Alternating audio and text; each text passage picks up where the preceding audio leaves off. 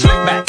No, slick back. That's what I said. Slick back. No, nigga, I'm a pimp named Slick back. Pimp named Slick back. Pimp named Slick back. Nigga, are you deaf? I'm a pimp named Slick.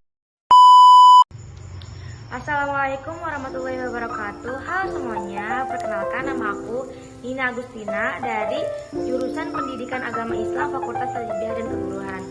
Nah, di sini saya dari kelas PAI 1A dan ingin menyampaikan tentang negara sebagai salah satu tugas mata kuliah pendidikan kewarganegaraan dengan dosen pengampu Bapak Yudi Irfan Daniel Esos IMAG. Oke, baik. Jadi, negara merupakan organisasi kekuasaan yang berdaulat dengan tata pemerintahan yang melaksanakan tata tertib atas orang-orang di daerah tertentu dan memiliki kekuasaan tertinggi yang sah dan ditaati oleh rakyat-rakyatnya. Nah, kemudian negara juga merupakan suatu wilayah yang memiliki suatu sistem dan aturan-aturan yang berlaku bagi semua individu di wilayah tersebut dan berdiri secara independen. Syarat primer sebuah negara adalah memiliki rakyat, memiliki wilayah, dan memiliki pemerintahan yang berdaulat. Sedangkan syarat sekundernya adalah mendapat pengakuan dari negara-negara lain. Nah, kemudian sebuah negara pasti memiliki yang namanya sebuah peraturan yang harus ditaati dan diikuti oleh masyarakatnya dan penduduknya. Kemudian negara juga dalam mencapai kemajuan harus mempunyai visi dan misi yang kuat, melindungi segenap bangsa Indonesia dan seluruh tumpah darah Indonesia dengan sebuah teori dan didasarkan pada kemanusiaan. Nah, kemudian serta mempunyai sebuah hak dan kewajiban yang harus dijalankan dan ditaati oleh masyarakat, penduduknya, dan negara itu pun sendiri. Selanjutnya, konsepsi negara. Konsepsi negara Kesatuan Republik Indonesia merupakan prinsip dasar dalam penyelenggaraan pemerintahan daerah. Sederhananya, konsep dan konsepsi merupakan tafsiran konsep seseorang. Oleh karena itu, konsep dan konsepsi tentu berbeda, baik dalam segi tafsiran, pengertian, maupun penggunaannya. Kemudian, konsep bersifat lebih umum dan dikenal atau diumumkan berdasarkan kesepakatan, sedangkan konsepsi lebih ke khusus atau spesifik. Kamus Besar Bahasa Indonesia pun mengartikan konsepsi sebagai pengertian atau pendapat yang paham. Sedangkan menurut salah satu ahli yaitu Malika, konsepsi adalah pengertian atau tafsiran seseorang terhadap suatu konsep tertentu dalam kerangka yang sudah ada dalam pemikirannya, dan setiap konsep baru didapatkan dan diproses dengan konsep-konsep yang telah dimiliki. Nah, kemudian negara merupakan salah satu bentuk organisasi yang ada dalam kehidupan masyarakat. Pada prinsipnya, setiap warga negara, masyarakat menjadi anggota dari suatu masyarakat tersebut dan harus tunduk dan patuh atas segala kekuasaannya dan perintah-perintah dan peraturannya. Oke, selanjutnya teori asal mula negara. Teori terjadinya negara. Yang pertama, teori teokrasi. Menurut teori ini, negara berdasarkan kehendak Tuhan. Paham ini muncul bahwa keyakinan keagamaan bahwa Tuhanlah Maha Pencipta di langit dan di bumi, pemegang kekuasaan tertinggi. Tidak ada kekuasaan di dunia ini yang tidak berasal dari Tuhan, termasuk negara. Penganut teori ini Thomas Aquinas, Augustinus, Stahl maupun Hegel. Nah, yang kedua, teori organik. Teori ini pertama kali diperkenalkan oleh yang tinggal di wilayah geografis saja. Tapi negara harus ada ikatan yang muncul, yaitu keadilan. Kemudian negara muncul karena ada kebutuhan yang sangat banyak dan beragam. Kemudian teori organik ini dapat dibagi lagi, yaitu yang pertama, teori perjanjian. Teori perjanjian, masyarakat memandang terjadinya suatu negara karena adanya perjanjian masyarakat. Nah, yang kedua, teori kekuasaan menurut teori kekuasaan. Siapa yang berkemampuan untuk memiliki kekuasaan atau berhasil mencapai kekuasaan selayaknya memegang pucuk pemerintahan. Nah, kemudian yang ketiga, teori kedaulatan. Teori kedaulatan ini kedaulatan rakyat memandang keberadaan negara karena adanya kekuasaan yang tertinggi, yaitu mampu mengatur kehidupan bersama masyarakat atau negara. Nah, selanjutnya ada bentuk negara. Bentuk negara ini yang pertama, negara kesatuan atau unitaris. Negara kesatuan adalah negara yang tersusun tunggal, negara yang hanya berdiri satu negara saja, tidak terdapat negara dan dalam suatu negara. Intinya tidak terdapat negara dalam suatu negara. Dalam pelaksanaan pemerintahan daerah di negara kesatuan dapat dilaksanakan dengan dua alternatif sistem, yaitu sistem desentralisasi di mana daerah-daerah diberikan keleluasaan dan kekuasaan untuk mengurus rumah tangganya sendiri atau otonomi. Sistem.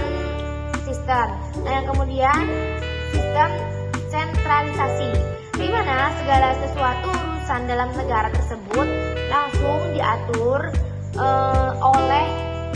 diatur dan diurus oleh pemerintah pusat, termasuk segala hal yang menyangkut pemerintahan dan kekuasaan di daerah tersebut. Nah, yang kedua yaitu negara serikat atau federasi.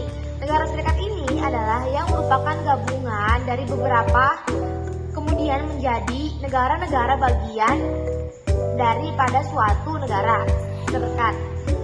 Kemudian negara Indonesia ini berdasarkan teori terjadinya negara, kedaulatan negara, serta bentuk dan tujuan negara. Maka negara Indonesia yang diproklamasikan tanggal 17 Agustus 1945 dapat dijelaskan secara teoristis sebagai berikut.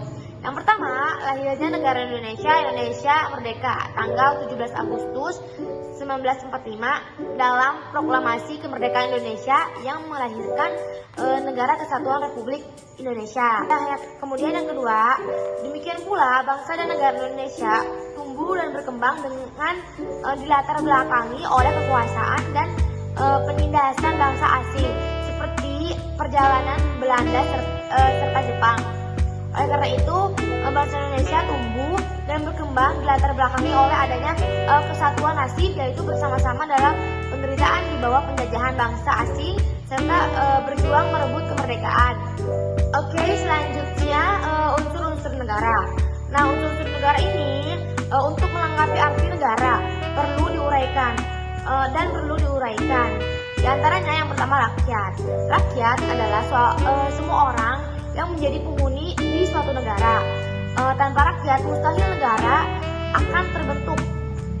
Negara tidak akan berdiri tanpa adanya sekelompok orang yang mendiami di bumi ini. Dan ada juga beberapa istilah yang erat dengan pengertian rakyat, yaitu rumpun atau ras. Yang kedua, bangsa atau volks. Dan yang ketiga, nazi atau nati. Oleh karena itu disebut sebagai nasional, karena di negara didirikan atas keadaan. Negara didirikan atas keadaan nasional, maka rakyat mempunyai arti yang netral dan rakyat sebagai salah satu unsur daripada negara harus dihubungkan dengan ikatannya dengan negara. Oleh karena itu rakyat harus dimaksudkan sebagai warga negara. Jadi, ikatan warga negara tersebut menimbulkan hak dan kewajiban baginya. Dari hak dan kewajiban tersebut, maka warga negara dapat disimpulkan dalam 4 hal ini. Yang pertama, status positif.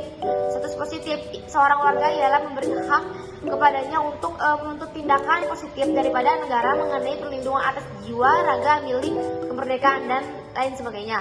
Dan yang kedua, status negatif. Yang ketiga, status aktif, dan yang keempat, status pasif. Nah, selanjutnya hak dan kewajiban negara. Sebagai warga negara tentu tidak bisa terlepas dari kehidupan sosial yang kental dengan nilai dan norma yang mengaturnya. Negara Indonesia yang merupakan negara demokratis dan terbuka tentu mempunyai nilai dan norma seperti mengenai hak dan kewajiban setiap warganya. Hak adalah kuasa untuk menerima atau melakukan sesuatu yang semestinya diterima atau dilakukan melalui oleh pihak tertentu. Hak dan kewajiban merupakan suatu yang tidak dapat dipisahkan. Akan tetapi terjadi penentangan karena hak dan kewajiban tidak seimbang. Bahkan bahwa setiap warga negara memiliki hak dan kewajiban untuk mendapatkan penghidupan yang layak. Tetapi pada kenyataannya banyak warga negara yang belum merasakan kesejahteraan dalam menjalani kehidupannya. Semua itu terjadi karena pemerintahan dan para pejabat tinggi lebih banyak mendahulukan hak daripada kewajiban. Padahal menjadi seorang pejabat itu tidak cukup hanya memiliki pangkat, akan tetapi mereka berkewajiban untuk memikirkan diri sendiri. Jika keadaannya seperti ini, maka tidak ada keseimbangan antara hak dan kewajiban.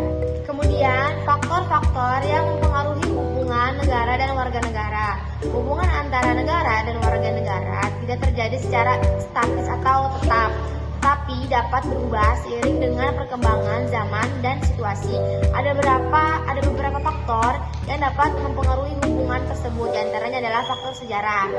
Yang kedua, faktor budaya, faktor ideologi, yang keempat faktor ekonomi, yang kelima faktor sosial, faktor hukum, dan kemudian faktor politik. Kemudian tantangan hubungan negara dan warga negara. Hubungan antara negara dan warga negara tidak selalu berjalan mulus atau tanpa masalah. Ada beberapa tantangan yang dihadapi oleh negara dan warga negara dalam menjalani hubungan yang harmonis, demokratis, dan berkeadilan di antaranya, yaitu yang pertama tantangan globalisasi, yang kedua tantangan demokratis, dan yang ketiga adalah tantangan pluralisme. Kemudian kesimpulan dari negara yaitu negara adalah merupakan organisasi kekuasaan yang berdaulat dengan tata pemerintahan yang melaksanakan tata tertib atas orang-orang di daerah tertentu dan memiliki kekuasaan tertinggi yang sah dan ditaati oleh rakyatnya. Negara juga memiliki beberapa peraturan sesuai yang ditetapkan oleh Undang-Undang Dasar 1945, dan negara memiliki beberapa unsur, diantaranya warga negara, wilayah dan daerah, serta pemerintahan yang menjalankan tugas negaranya masing-masing. Negara juga memiliki fungsi dan tujuan yang menghubungkan pergerakan kemajuan serta mewujudkan cita-cita bangsa dan seluruh aspek kehidupan negara. Baik, cukup sekian yang dapat saya sampaikan. Mohon maaf apabila ada kesalahan kata maupun ucapan, karena saya masih dalam tahap belajar. Sekian, terima kasih. Wassalamualaikum warahmatullahi wabarakatuh. Jangan lupa subscribe and like.